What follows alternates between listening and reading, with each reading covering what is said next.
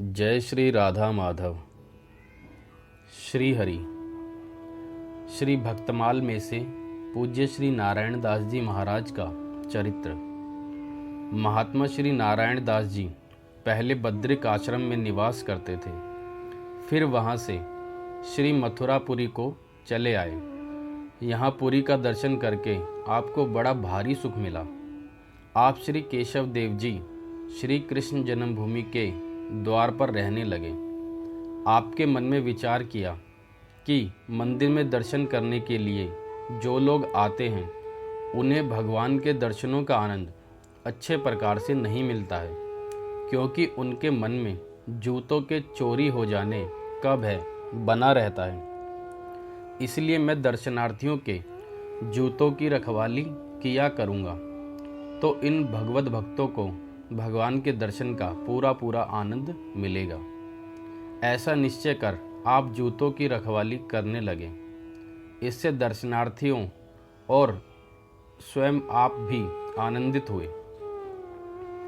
दूसरे लोग आपके प्रभाव को तथा आपकी सेवा निष्ठा को नहीं जानते थे कि आपके हृदय में सेवा का कैसा अपार भाव भरा है।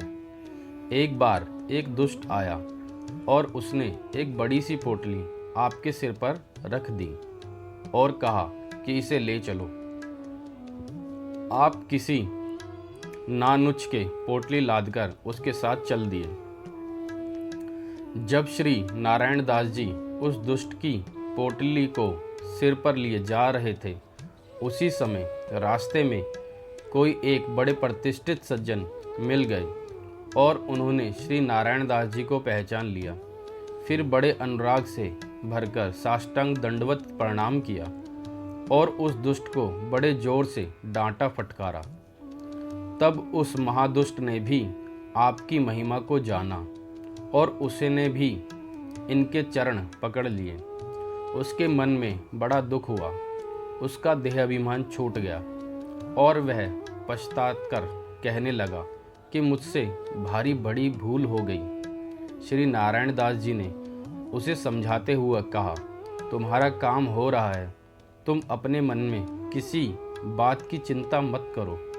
यह सुनकर वह रोने लगा। उसके नेत्रों में अश्रुओं की धारा बहने लगी।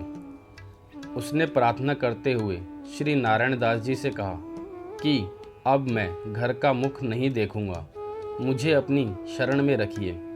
उसके दैन्य भाव से प्रसन्न होकर आपने उसे भगवत भक्ति का उपदेश दिया। उसे भी मालूम हो गया कि भक्ति जगत कैसा होता है, साधु संतों में क्या विशेषता है, उनकी कैसी क्षमा शक्ति होती है। इस चरित्र का तात्पर्य यह है कि साधु जन मेघ के समान समदर्शी और उदार होते हैं। भक्त और भगवान की जय। जय श्री राधा माधव।